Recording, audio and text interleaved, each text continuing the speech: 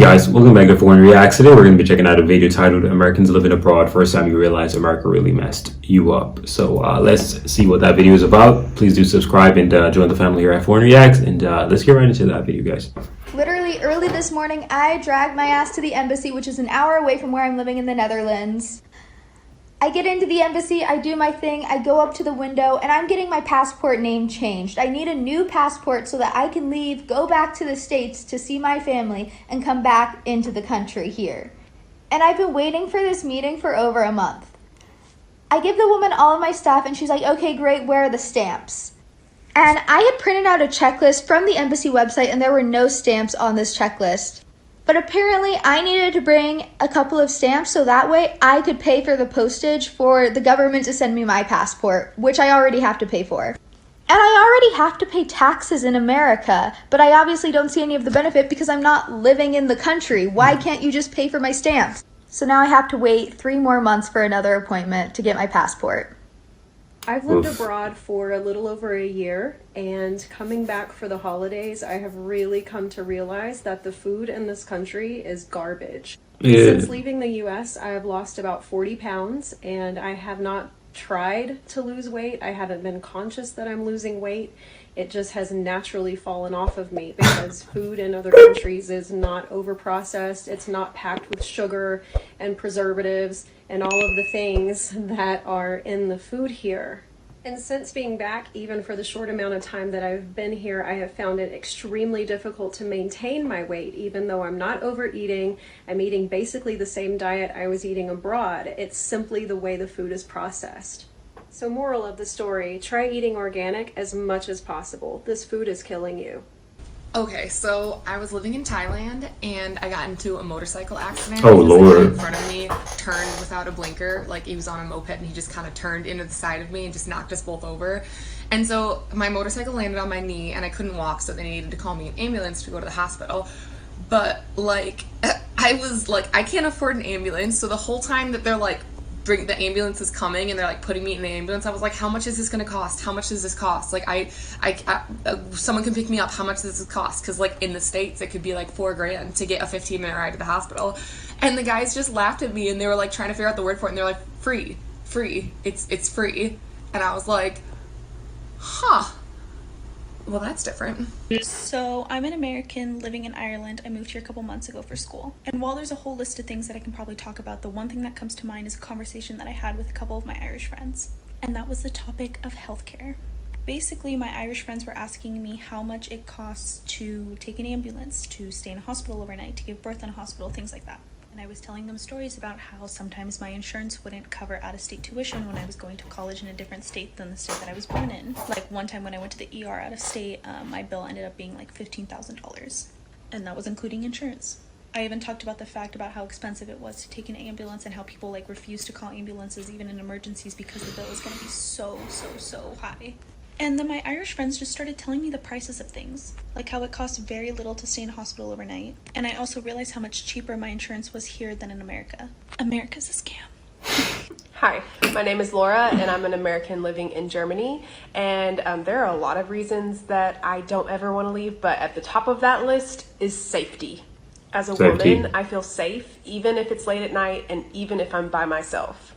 Back in Texas, I always felt like I was like more on edge, always like looking behind my shoulder, making sure I knew all my surroundings, and here I just feel really safe. More importantly though, my husband feels safe here. I've talked about this before, but my husband is a black man, and being a black man in America, being a black person in America, or a person of color period in America, the weight of that can be heavy.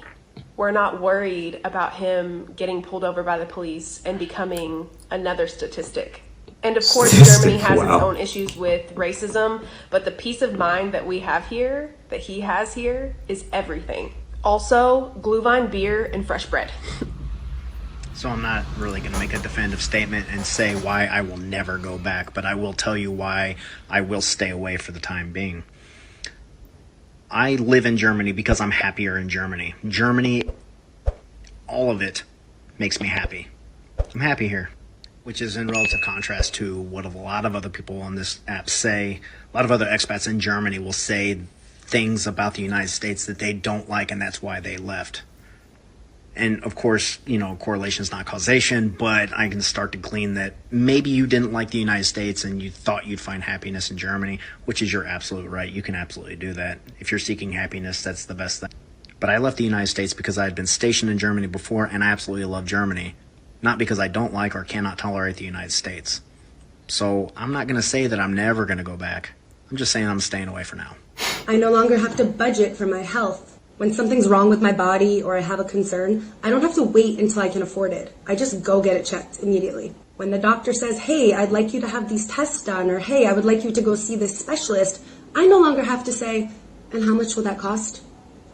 I don't have to do that. I would like to have a baby eventually, and when I do eventually give birth, that's not going to wreck me financially. In the US, it's anywhere between $8,000 to $11,000 to give birth, sometimes after your deductible. I mean, they're charging people to hold their own babies. Get out of here.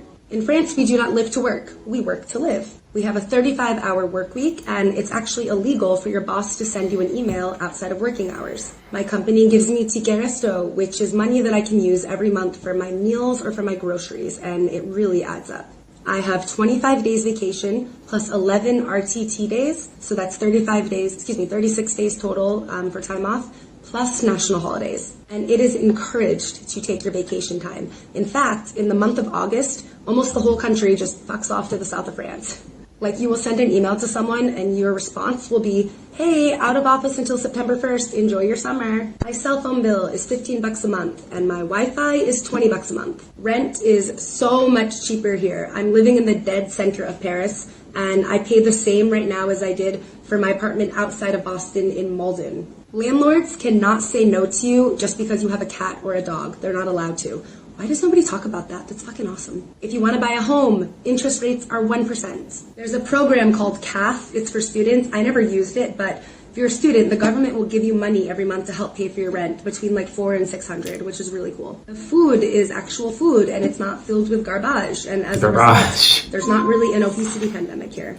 There aren't really guns here, and we don't get wasted like we do in the US. Like, it's more civilized.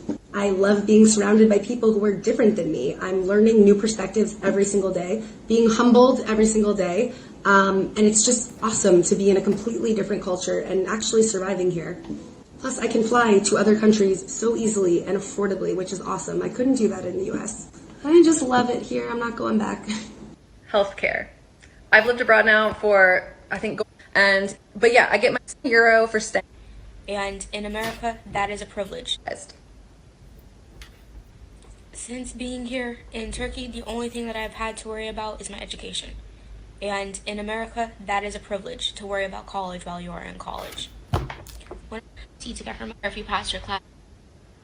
So I'm a U.S. American and I've been living in Spain for the last 5 years. And for the first 3.5 years, my reasons would have been things like work-life balance and ease of travel, food, culture. But a 1.5 years ago, I became a mom, and my reasons for never moving back to the U.S. drastically changed. When my daughter was born, unfortunately, she was diagnosed with HIE, which is a brain injury. She was in the NICU for a week. We got very lucky that it was just a week. They administered several life-saving treatments to her in that week. Aside from that, I was in the hospital for 4 days, and we left that hospital without paying a single bill.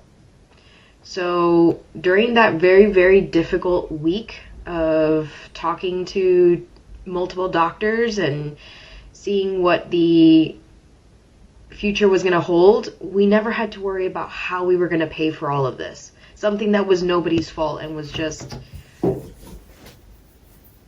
a thing that happened, unfortunately.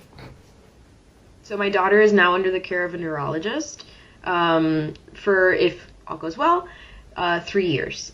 And I can't imagine having to pay for a pediatric specialist for what you can consider to be a pre-existing condition in America, in the U.S. Like, how would I pay for that? And before you start, I had insurance when I lived in the U.S. I had decent insurance, and I still don't know how I would afford all of those specialist visits, aside from just regular pediatrician visits. And then there's childcare. We pay about $200 a month for public daycare, and she goes for 8 hours a day, 5 days a week. and she is thriving. If we lived back in the States, it would mean I would have to quit my job, and just being a stay-at-home mom is not my journey. Or I would have to go back to working my 50, 60 hours that I used to work, and pay the bulk of my income to childcare, or hire a nanny, or depend on family members, older family members probably, to take care of her. Like, I don't know how y'all do it. I really don't. Be like that Hats sometimes. off to you, because parenting is difficult in any country, but I don't know how you afford it in the US. Yeah, that's true. The cost is really a thing, man. Cost is really a thing.